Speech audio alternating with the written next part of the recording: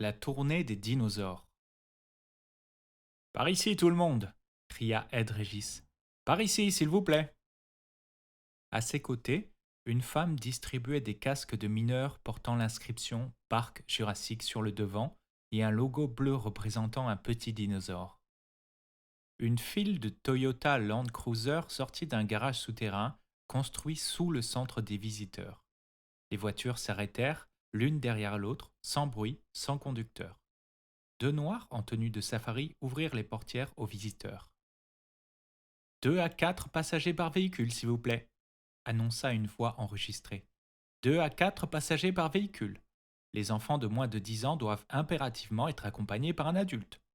2 à 4 passagers par véhicule, s'il vous plaît. Tim regarda Grant, Ellie Sattler et Malcolm monter dans le premier Land Cruiser suivi par l'avocat M. Gennaro. Puis il se tourna vers Lex qui attendait en tapant du poing sur son gant de baseball. Je peux monter avec eux demanda Tim en montrant la première voiture. Je crains qu'il n'ait à discuter d'un certain nombre de choses, répondit Ed Régis. Des questions techniques. Les questions techniques me passionnent, rétorqua Tim. Je préférerais monter avec eux. Eh bien, tu pourras entendre ce qu'ils disent, poursuivit Régis. Nous serons en communication radio entre les deux voitures. Le deuxième véhicule s'arrêta. Tim et Alexis montèrent, aussitôt suivis par Ed Régis. Ce sont des voitures électriques, expliqua-t-il aux enfants. Elles sont guidées par un câble enfoui dans la chaussée. Tim était ravi d'être assis à l'avant, car, monté sur le tableau de bord, il y avait 2 consoles d'ordinateur et un boîtier qui devait être un lecteur de disques compact. Un lecteur de disques laser commandé par ordinateur. Il y avait également un talkie-walkie et un poste émetteur-récepteur. Sur le toit se dressaient 2 antennes et la boîte à gants contenait de vieilles lunettes. Les Noirs fermèrent les portières du Land Cruiser et la voiture se mit en marche avec un bourdonnement électrique. Juste devant eux, Gennaro et les 3 scientifiques, manifestement excités, parlaient entre eux en tendant le doigt dans différentes directions. Écoutons ce qu'ils disent, fit Ed Régis. Tim entendit le déclic d'un interphone. Je ne sais pas ce que vous vous imaginez être venu faire ici, lança la voix furieuse de Gennaro. Je sais très bien ce que je suis venu faire ici, rétorqua Malcolm. Vous êtes venu pour me conseiller, pas pour jouer à vos foutus jeux intellectuels. Je contrôle 5% de cette société et je dois m'assurer que Hammond a fait son boulot de façon responsable. Depuis votre arrivée, en conformité avec la politique de non-pollution du parc Jurassique, commença Ed Régis en appuyant sur la touche de l'interphone. Ces Land Cruiser à propulsion électrique ont été construits spécialement pour nous par Toyota à Osaka. Nous espérons dans un proche avenir parvenir à circuler au milieu des animaux, comme on le fait dans les réserves d'Afrique.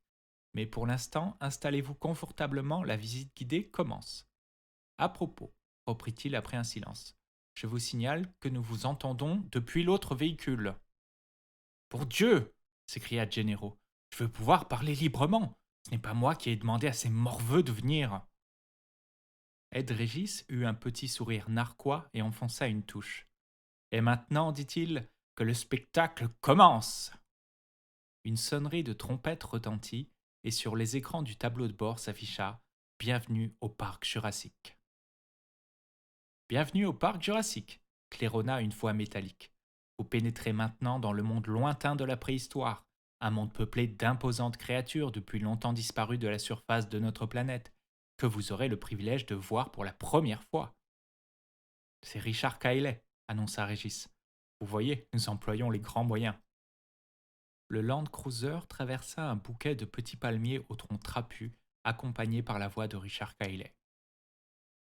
Vous remarquerez tout d'abord l'étonnante végétation qui vous entoure.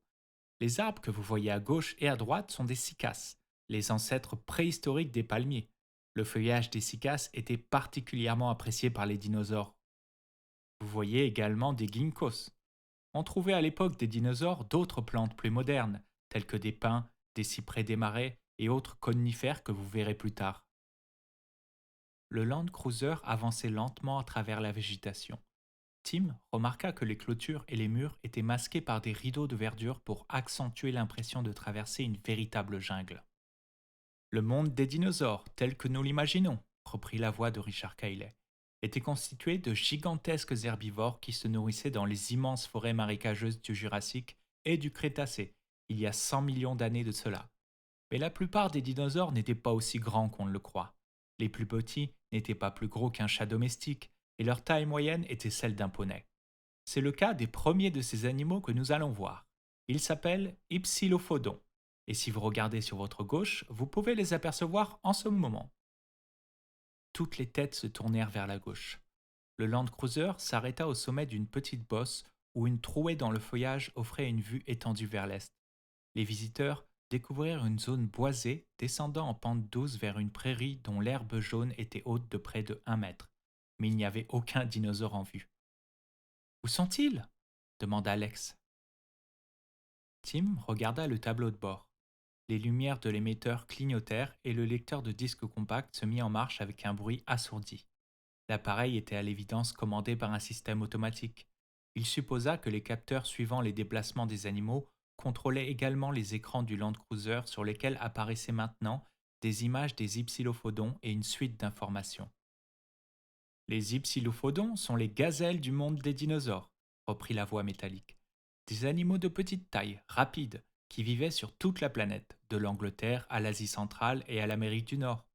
Nous pensons qu'ils étaient si nombreux parce qu'ils étaient munis d'une forte mâchoire et de dents leur permettant de broyer les plantes plus facilement que leurs contemporains. Leur denture caractéristique leur en a valu ce nom d'Hypsilophodon, qui signifie dents à haute crête. Vous pouvez les voir dans la prairie qui s'étend juste devant vous, peut-être dans les branches des arbres. Dans les arbres s'écria Alex. Des dinosaures dans les arbres. Tim scrutait le feuillage à l'aide des jumelles. À droite, dit-il, à mi-hauteur du gros tronc vert. Dans l'ombre diaprée du grand arbre, un animal d'un vert sombre, de la taille d'un babouin, se tenait immobile sur une branche. Il ressemblait à un lézard dressé sur ses pattes postérieures et utilisait sa longue queue pour conserver son équilibre. C'est un Otnielia, annonça Tim. Les petits animaux que vous voyez sont des Otnielia, reprit la voix, ainsi nommés en l'honneur d'Othniel Marsh, un paléontologiste du XIXe siècle. Tim découvrit deux autres animaux, sur des branches plus élevées du même arbre. Ils avaient tous à peu près la même taille et demeuraient rigoureusement immobiles. On s'embête, fit Lex. Ils ne font rien du tout. Le gros du troupeau se trouve dans la prairie qui est devant vous, poursuivit la voix. Nous pouvons attirer leur attention en imitant l'appel du mâle. Un haut-parleur installé près de la clôture émit un long cri nasillard rappelant celui de l'oie. L'une après l'autre, 6 têtes de lézards se dressèrent au milieu des herbes de la prairie juste sur leur gauche. L'effet était comique et Tim éclata de rire. Les têtes disparurent. Le haut-parleur lança le même cri et les têtes se dressèrent derechef, exactement de la même manière, l'une après l'autre. La réaction répétitive était très étonnante. L'Hypsilophodon n'a pas une intelligence particulièrement développée, reprit la voix. On peut la comparer à celle d'une vache. Les têtes étaient d'un vert terne avec des mouchetures noires et brun foncé descendant jusqu'à la base du cou gracieux. En juger par la grosseur des têtes, Tim estima que les corps devaient mesurer environ 1,20 m, à peu près la taille d'un daim. Certains des hypsilophodons étaient en train de broyer de l'herbe avec force mouvement de mâchoire. L'un d'eux se redressa et se gratta la tête avec sa main à 5 doigts, et ce mouvement donna à l'animal un air étrangement pensif. Si vous les voyez se gratter, c'est parce qu'ils ont des problèmes de peau. Les vétérinaires du parc Jurassique pensent que cela pourrait être dû à un champignon, à moins qu'il ne s'agisse d'un phénomène allergique, mais ils n'ont pas encore réussi à le déterminer avec certitude. N'oublions pas que ce sont les premiers dinosaures de l'histoire jamais étudiés de leur vivant. Le moteur électrique du Land Cruiser se mit en marche et une vitesse passa en grinçant. Ce bruit insolite alerta les hypsilophodons qui s'enfuirent en bondissant comme une troupe de kangourous, ne montrant plus en un instant, à la lumière éclatante du soleil, que leurs puissantes pattes postérieures et leurs longues queues. En quelques sauts, ils furent hors de vue. Après ces dinosaures fascinants, nous allons maintenant passer à des dinosaures un peu plus grands. Je devrais même dire beaucoup plus grands. Les Land Cruisers continuèrent de rouler vers le sud en s'enfonçant dans le parc jurassique.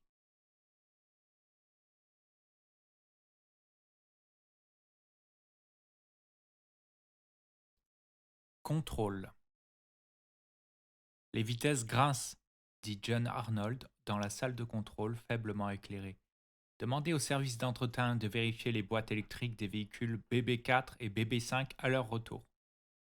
Bien, monsieur, répondit une voix dans l'interphone. Un détail sans importance, dit Hammond en s'avançant. Il vit par la fenêtre les deux Land Cruisers s'éloigner vers le sud, tandis que Muldoon, debout dans le fond de la pièce, regardait en silence. Arnold repoussa son fauteuil, placé devant la console centrale du tableau de contrôle. Il n'y a pas de détails sans importance, monsieur, dit-il en allumant une cigarette. De tempérament nerveux, Arnold était véritablement à cran, tourmenté par l'idée que c'était la première fois que des visiteurs faisaient la tournée du parc. En fait, Arnold et les techniciens, travaillant sous ses ordres, ne sortaient pas souvent. Harding, le vétérinaire, allait parfois donner des soins aux animaux et les employés se rendaient directement dans les bâtiments où étaient stockés les aliments. Pour le reste, ils surveillaient le parc depuis la salle de contrôle. Mais, maintenant que des visiteurs étaient en route, Arnold s'inquiétait de 1000 détails. John Arnold était un ingénieur systémicien qui avait participé à la mise au point du missile Polaris à la fin des années 60. Puis, il avait eu son premier enfant et l'idée de continuer à travailler dans l'armement lui était devenue insupportable. Entre-temps, Walt Disney avait commencé à construire des parcs d'attractions en utilisant une technologie très sophistiquée et en faisant massivement appel à des spécialistes de l'industrie aérospatiale. Arnold avait participé à la construction de Disney World à Orlando, puis il avait contribué à la réalisation d'autres parcs importants, Magic Mountain en Californie, All Country en Virginie et Astro World à Houston. Cette longue période passée à travailler dans les parcs d'attractions avait fini par lui donner une vision quelque peu déformée de la réalité. Il soutenait, et il était à demi sérieux, que l'on pouvait de plus en plus décrire le monde métaphoriquement comme un parc thématique. Paris est un parc thématique, annonça-t-il un jour, à son retour de vacances. Mais tout y est trop cher et les employés sont tristes et grincheux. Arnold se consacrait depuis 2 ans au parc Jurassique et en sa qualité d'ingénieur, il avait l'habitude de travailler sur des projets de longue haleine. Ainsi, quand il parlait de l'ouverture de septembre, il s'agissait du mois de septembre de l'année suivante. Mais à mesure que l'échéance approchait, il était de moins en moins satisfait de la manière dont les choses avançaient. L'expérience lui avait appris qu'il fallait parfois plusieurs années pour venir à bout des défauts d'une seule attraction. Alors, quand il s'agissait de faire fonctionner correctement un parc tout entier, vous êtes d'un éternel inquiet, dit Hammond. Je ne le pense pas, répliqua Arnold. Vous devez bien comprendre que de mon point de vue d'ingénieur, le parc Jurassique est de loin le parc thématique le plus ambitieux qui ait jamais été conçu. Les visiteurs n'y penseront pas, mais moi si. D'abord, commença-t-il en énumérant les différents points sur ses doigts, il y a tous les problèmes qui posent dans n'importe quel parc d'attractions. Entretien des installations, canalisation des visiteurs, transport, gestion des repas, hébergement, enlèvement des ordures, sécurité.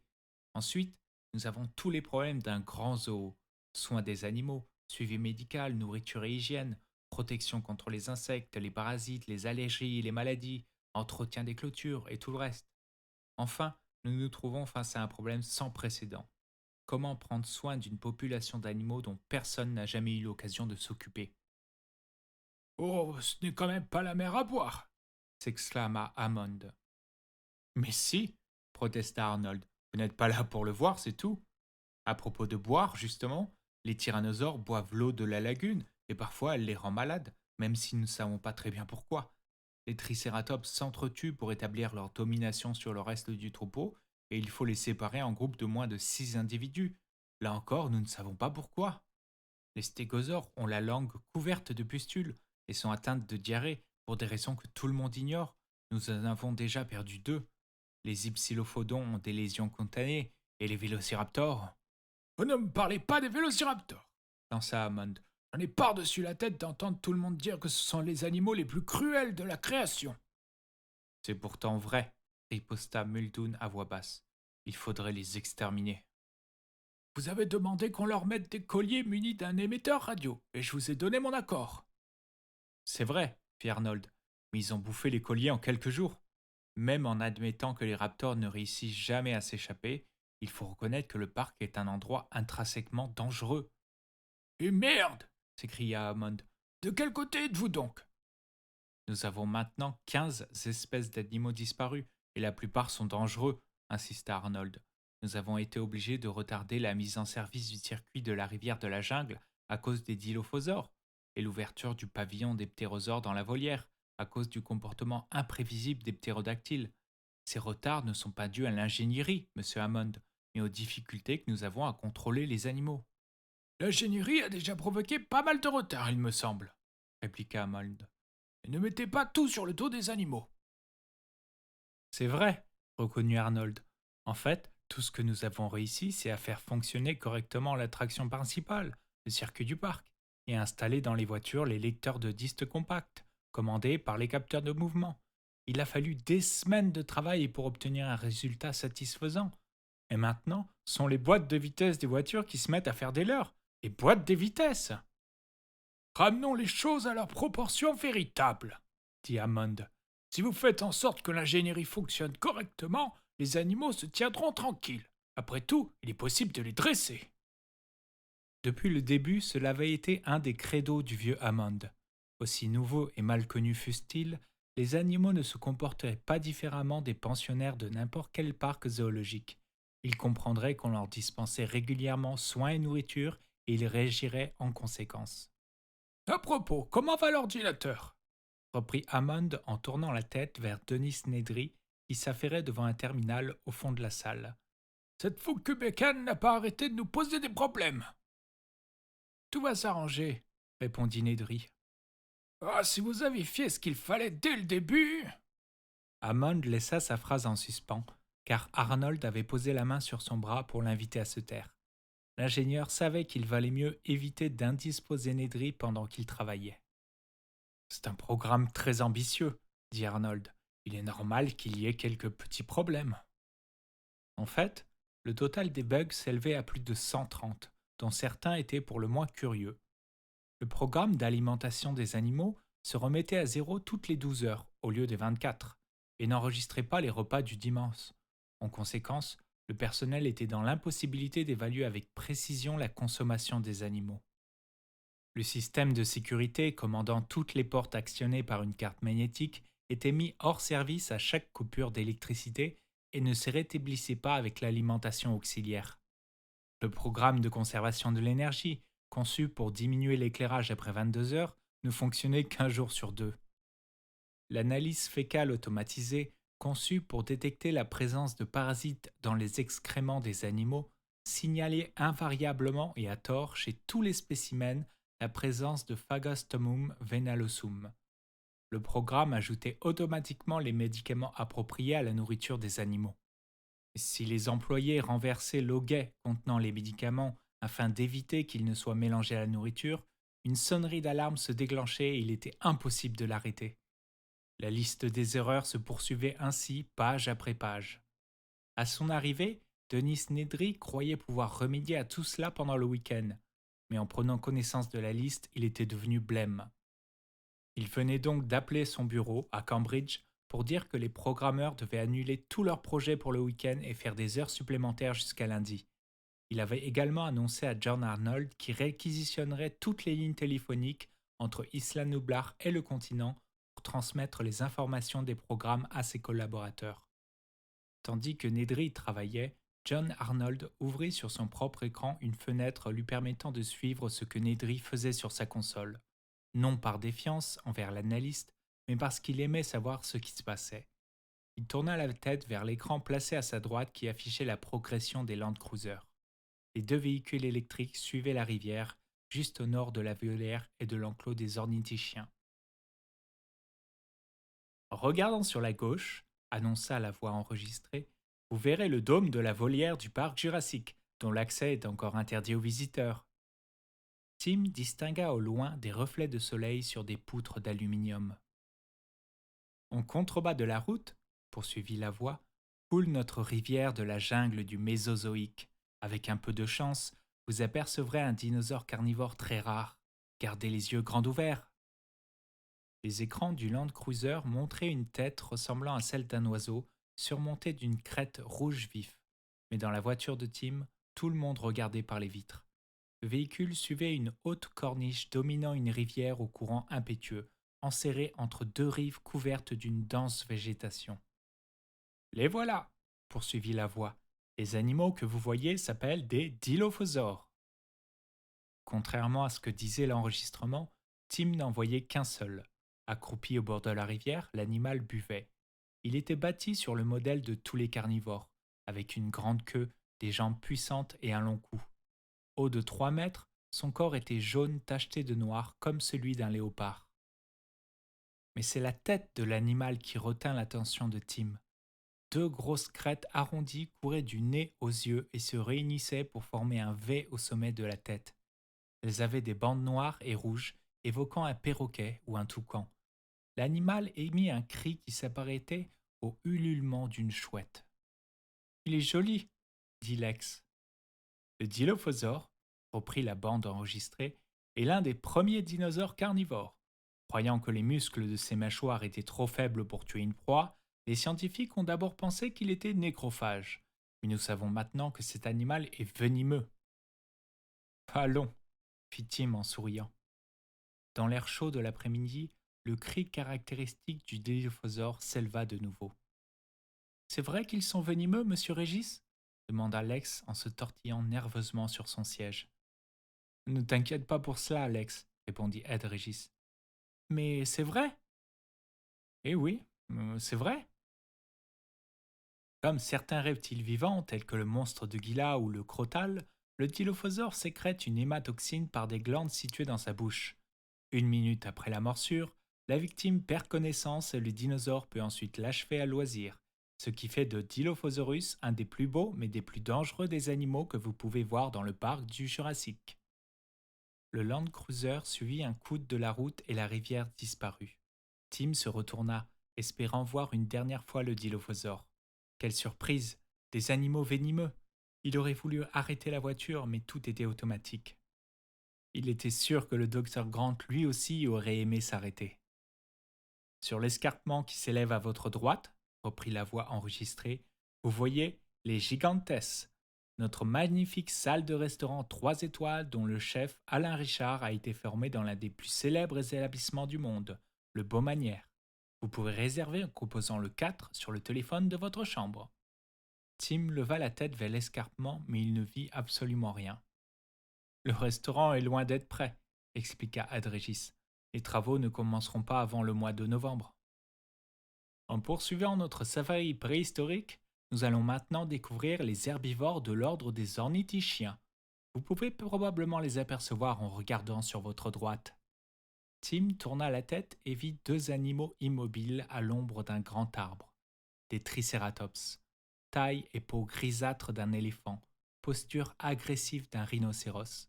Les cornes recourbées surplombaient les yeux, longues d'1,50 m, ressemblaient à des défenses d'éléphant drincées en l'air. Une 3e corne sur le nez évoquait le rhinocéros dont il avait le mufle recourbé. Contrairement aux autres dinosaures, reprit la voix, Triceratops serratus a une mauvaise vue. Il est myope, comme le rhinocéros d'aujourd'hui, et il est surpris par un objet mobile. S'il était assez près pour la voir, ces Triceratops chargeraient notre voiture. Mais détendez-vous, vous ne risquez rien. Le Triceratops dispose pour protéger l'arrière de sa tête d'un couvre-nuque formé d'une plaque osseuse extrêmement résistante. Chaque animal pèse environ 7 tonnes et malgré son apparence effrayante, il est fort docile. Il connaît ses gardiens et se laisse caresser. Ce qu'il aime tout particulièrement, c'est qu'on lui gratte l'arrière-train. Pourquoi est-ce qu'il ne bouge pas demanda Alex en baissant sa vitre. Hé, dinosaure stupide, remuez-vous. Faut pas déranger les animaux, Lex, dit Ed Régis. Pourquoi? C'est idiot, ils sont aussi immobiles qu'une image dans un livre. Ces monstres placides d'un passé révolu offrent un contraste saisissant avec ce que nous allons voir ensuite. Le plus célèbre prédateur de l'histoire du monde, le terrifiant reptile tyran Tyrannosaurus rex. Ça alors, souffla Tim, il y a un Tyrannosaurus rex? J'espère que ce sera plus intéressant que ces 2 gros patapouf, pensa Lex en se détournant des Triceratops. Le Land Cruiser poursuivit sa route.